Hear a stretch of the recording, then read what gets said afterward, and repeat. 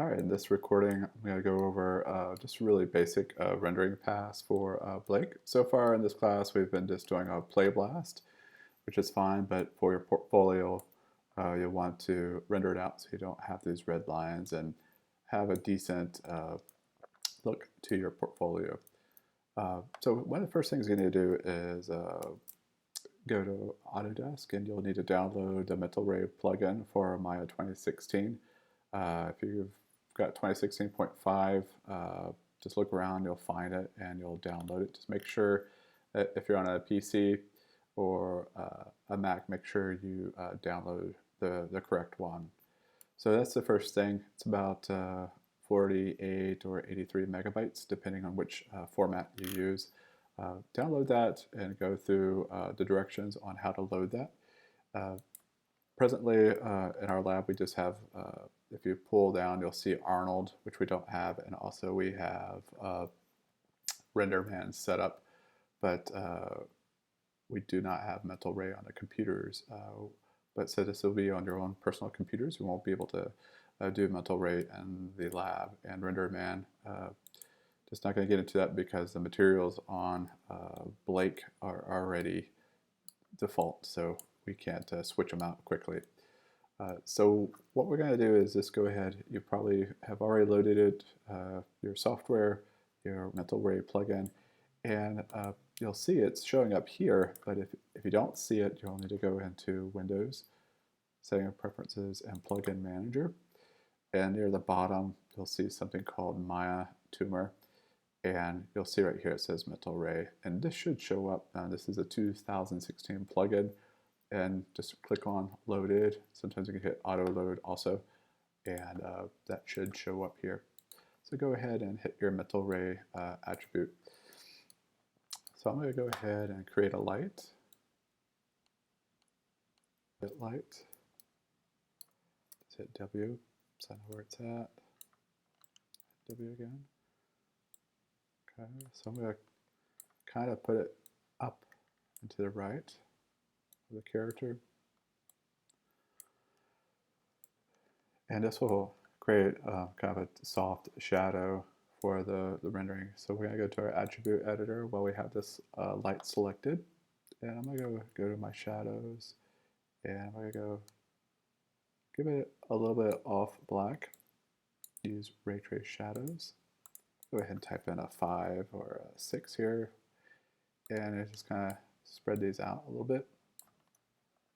Okay, and what I'm going to do is go ahead and create a couple of polygon cubes, just so we have a floor plane. And you guys may already have a scene set up, so don't need to do this. This is just so we can see if it's casting a shadow or not. Oops. Okay, I'll hit Command D, duplicate that. With that, hit E, rotate. Go to my channel editor. You can do this numerically too. Type in 90. And spread this out. W. Pull this in like that. And I'm going to go ahead and also change the color from that background so it's not so gray. Just kind of a white. Oops, I think that took effect. Let's do that again. All right, so we have a little white, so that way we can start to see a shadow. All right, so we've got our light set up, put a little bit of a shadow, a drop shadow, and now we're going to go into the Mental Ray, and we're going to go to Quality, and you can ramp this up to 1 or 0.5 depending on what you want. Scene, Common, all right, Open, probably want a PNG, and we're going to do a PNG sequence. We can do JPEG or PNG, it doesn't matter. So we're going to go a name.pound.extension. And we're going to go ahead and, so if you have 600 frames, 400 frames, just go like that, and you should be able to render it out. Now if you want to set up a name, you can go ahead. That's fine. You will want to choose your camera. So some of you are doing jump shots. You would grab whatever camera you want. All right, alpha, mass, that's fine. You do want to go ahead and set up your ratio. So 640 by 40 is tiny. So I would do H20 720, or you can do HD 1080. It'll just take twice as long. 780 by 1280 is fine. So we're going to go to render options, and we want to turn off the default light because we put one in there. So you don't need two lights in the scene. All right, so we're going to go quality, just double check our settings, scene. Okay, I think that's fine. Configuration. Okay, so we're just going to go over here and we're just going to test it out. So we have this dialog box will pop up here for the render settings, if I didn't show that earlier, and then here is where we can just do a quick rendering. It should be pretty quick.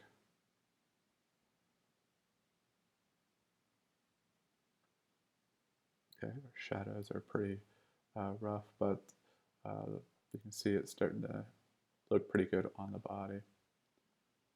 All right, so I'm going to close that out. We're going to definitely work on the shadow. It looks pretty pitiful.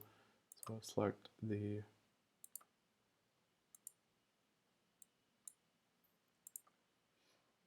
diffuse light. And I'm going to knock this down. Let's try it one more time. Shadow radius, knock that down. All right, so you may have to play around with your settings, make sure it's nice and crisp. All right, so it's showing up pretty harsh.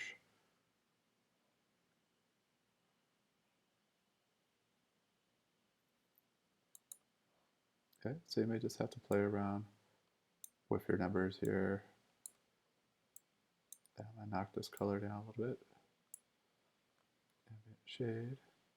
Go ahead and render out one more.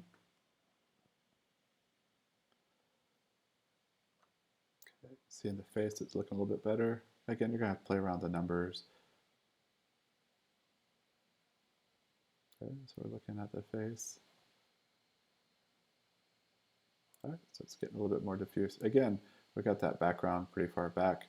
If we would, basically we just want to show on the ground plane his shadow. All right, so one of the last things I'm going to show you, I'm going to back this up. And let's see what it looks like for the body.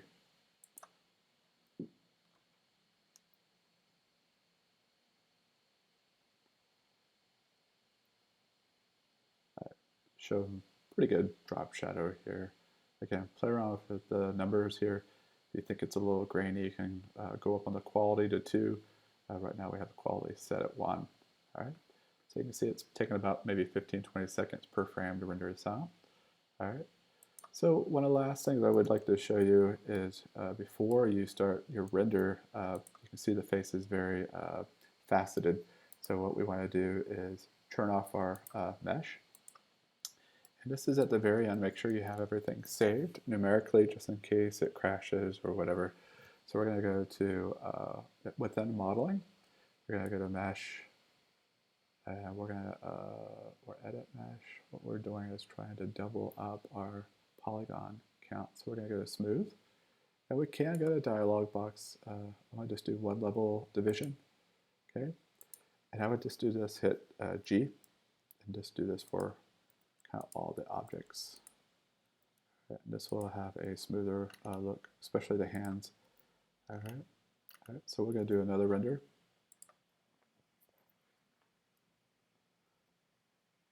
All right, so you can see the shadowing is looking pretty good. A little bit of an issue here. I'm going to do one more smooth pass, see if we can get that smoother. But overall, the shadow is looking pretty good.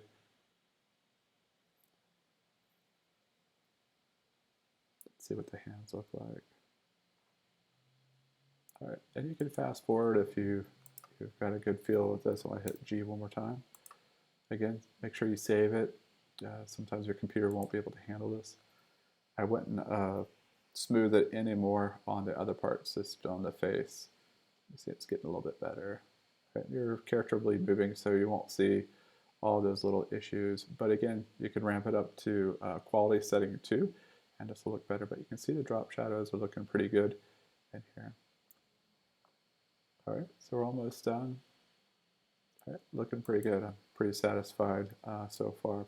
All right, so you will definitely want to put props. You can download those and plop those in from the different sites we've been looking at class. The last thing we want to do is just make sure we're ready to render, and either going to do PNG or JPEG, it doesn't matter.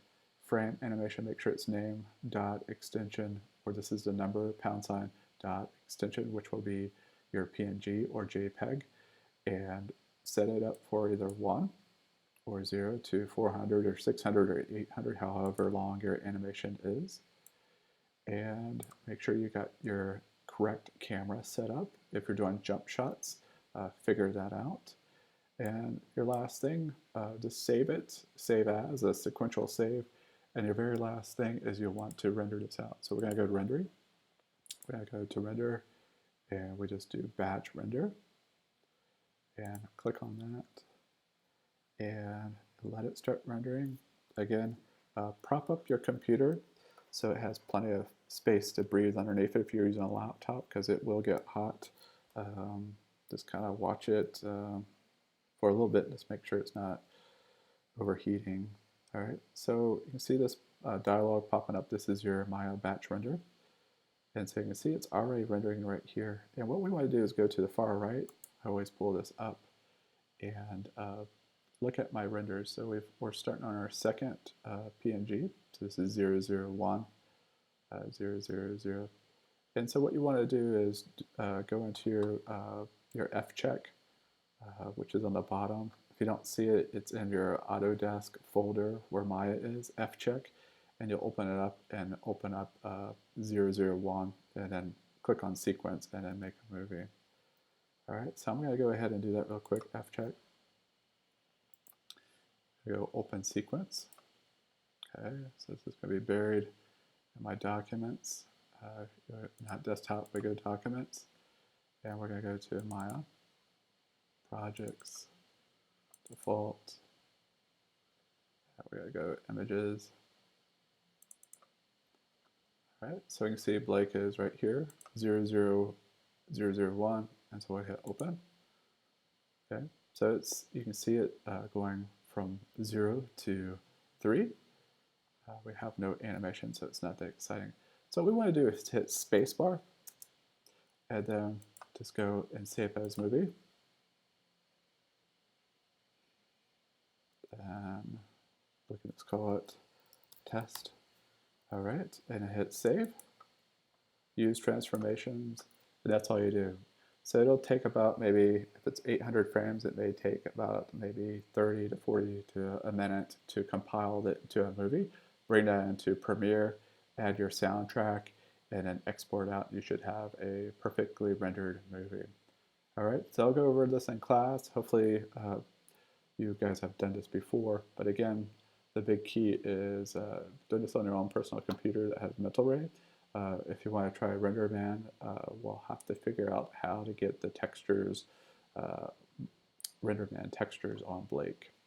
All right, good luck.